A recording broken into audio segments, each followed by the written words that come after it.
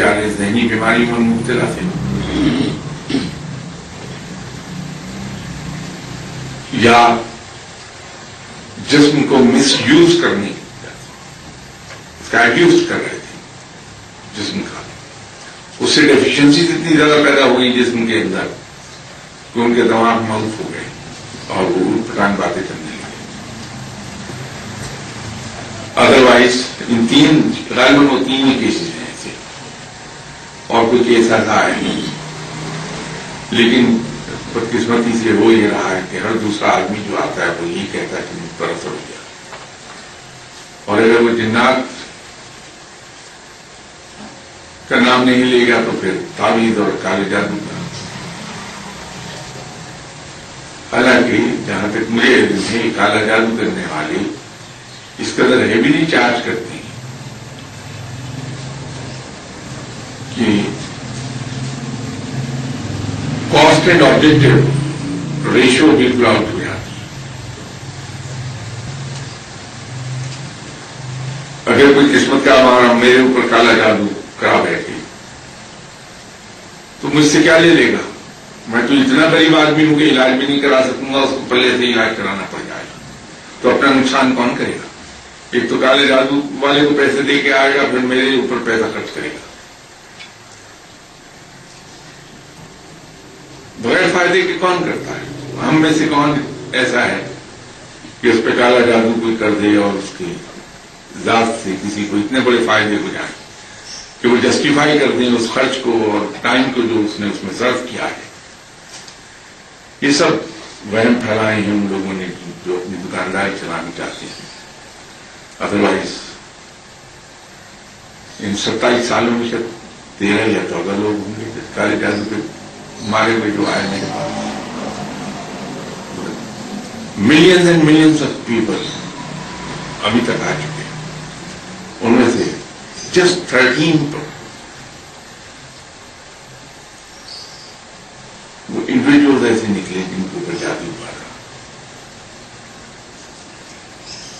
آپ ان وہموں میں نہ پڑیے کبھی، اور اگر صحیح معنی میں فائدہ اٹھا رہے ہیں تو یہ جو فرمودات ہیں جناب حضرت عمر فاروق رضی اللہ تعالیٰ عنہ، حضرت ابوبکر صدیق رضی اللہ تعالیٰ عنہ، دوسرے خلفائے راشدین، ان کے فرمودات پہ عمل کر لیجیے. اس کا بے تحاشا انسان کو فائدہ ہوتا.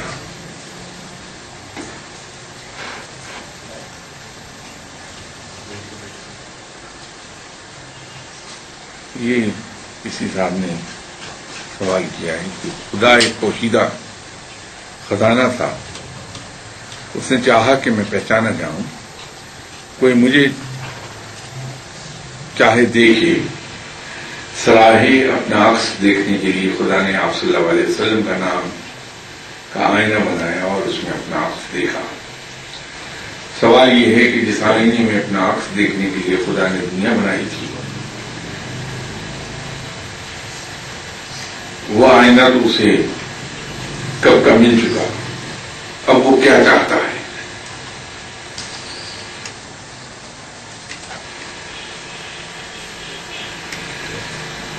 سوال کے اس حصے سے میں ابھی تک ناواقف ہوں جو فرمایا کہ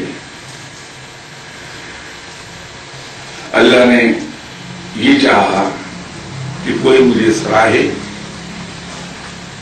اور اپنا عکس دیکھنے کے لیے رب تعالی نے آپ صلی اللہ علیہ وسلم کے نام کا آئینہ بنایا اور اس میں اپنا عکس دیکھا. اس روایت سے میں واقف نہیں. تخلیق کائنات کے امن کو جس حد تک جو چیز میرے علم میں ہے، میں اسے غلط نہیں کہہ رہا ہوں، اپنی لا علمی کا اظہار کر رہا ہوں کہ یہ میرے علم میں نہیں ہے کہ ایسا ہوا. مجھے جتنا پتا ہے تخلیق کائنات کا وہ یہ ہے کہ جب کائنات میں کچھ نہیں تھا، رب تعالیٰ تھا، اس کے فرشتے تھے. کیونکہ فرشتے روبوٹک انداز میں عمل کرتے ہیں،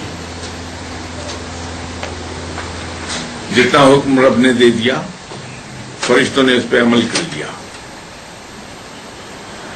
اور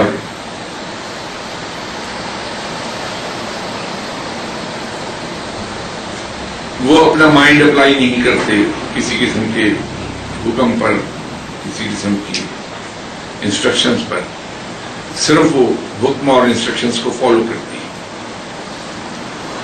تو رب نے یہ چاہا کہ وہ کوئی ایسی مخلوق تخلیق کر لے جس میں اس کی صفات کا عکس موجود ہو، اور جس سے یہ جانا جا سکے کہ ایک رف آئیڈیا مل سکے کہ رب کیسا ہوگا۔ تو رب تعالیٰ نے انسان کو تخلیق کیا اور انسان کی فطرت میں اپنی اکثر صفات کا ایک عکس رکھ دیا،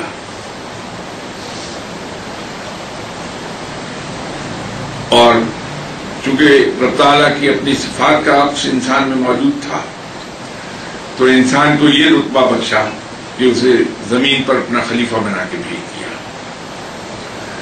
سب سے پہلے وجود میں آنے والی روح آپ صلی اللہ علیہ وسلم کی تھی، اور ایک روایت کے مطابق 4000 سال اور ایک اور روایت کے مطابق 40,000 سال کے بعد جناب حضرت آدم علیہ السلام کی روح تخلیق کی گئی۔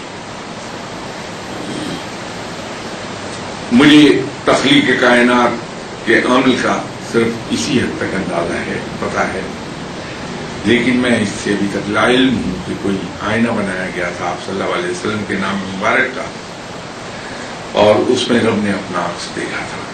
میرے علم میں نہیں، اس لیے اس پر جو چیز میرے علم میں نہیں ہے اس کے بارے میں منہ کھولنا جہالت ہے۔ اور رہ گیا یہ سوال کہ جس آئینے میں اپنا عکس دیکھنے کے لیے خدا نے دی، وہ آئینہ تو اسے کب کا مل چکا؟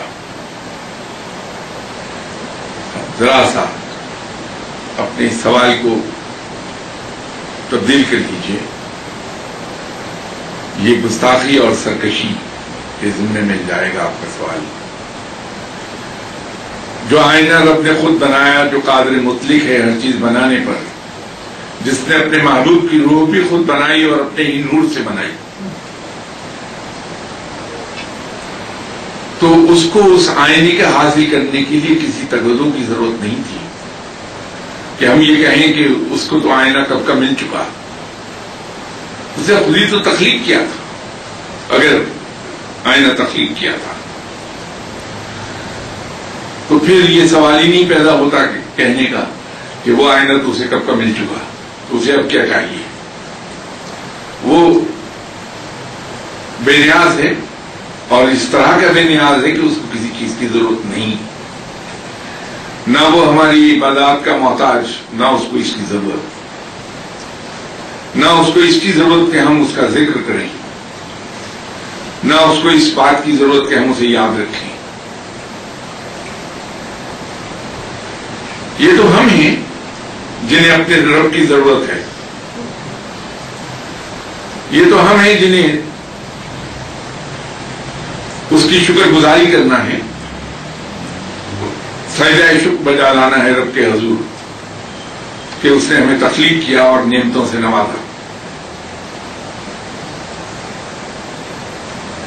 رب ہم سے کچھ نہیں چاہتا، یہ ہم ہیں جن پر قرض ہے رب کا کہ ہم اس کا شکر ادا کریں کہ اس نے ہمیں تخلیق کیا اور ہمیں نعمتیں عطا فرمائیں۔ اس لیے یہ سوال اس کو تھوڑا سا آئندہ جب بھی آپ یہ سوال کریں کسی سے اسے تبدیل کر لیجیے گا۔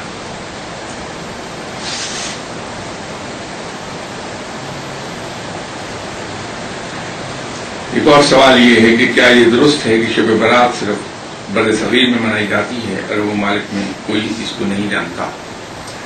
تب منانے میں اور جاننے میں فرق ہے۔ جیسے میں اکثر و بیشتر عرض کرتا رہتا ہوں کہ ہماری زندگی میں ہندوازم کی رسومات کا بڑا دخل ہے۔ ہم نے بہت سی چیزیں ان کی ضد میں اپنائی، وہ موقع پہ موقع ایسی چیزیں مناتے رہتی ہیں، ہم نے بھی اس کو منانا شروع کر دیا، لیکن جانتے سبھی ہیں کہ رات کیا ہے،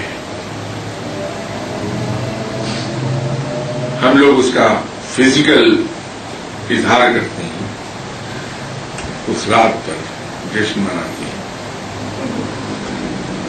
لیکن عرب اس کا جشن نہیں مناتے، لیکن ان کے علم میں ہے کہ رات اتنی امپورٹنٹ کیوں ہے۔ دنیاوی زبان میں اگر ہم بات کریں تو شب برات رب تعالی نے جو فزیکل ایئر دنیا کے لیے بنایا ہے اس کی ابتدا ہے،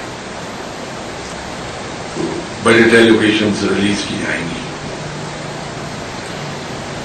اس روئے زمین پر بسنے والے انسانوں کی زندگی اور موت کا فیصلہ کیا جائے گا کہ کس کو اس دنیا سے اٹھ جانا ہے اگلے سال میں، اور کون سی نئی روحیں اس دنیا میں آئیں گی، یہ فیصلے کیے جاتے ہیں اس حال میں۔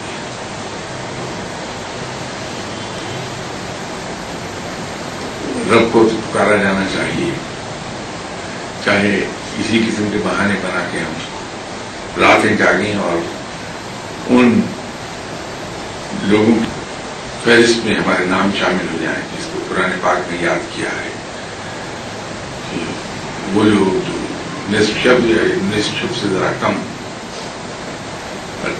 اللہ کی یاد میں جاگتے ہیں، اگر اسی بہانے ہمارا نام بھی ان لوگوں میں شامل ہو جائے تو بڑی خوش نصیبی جان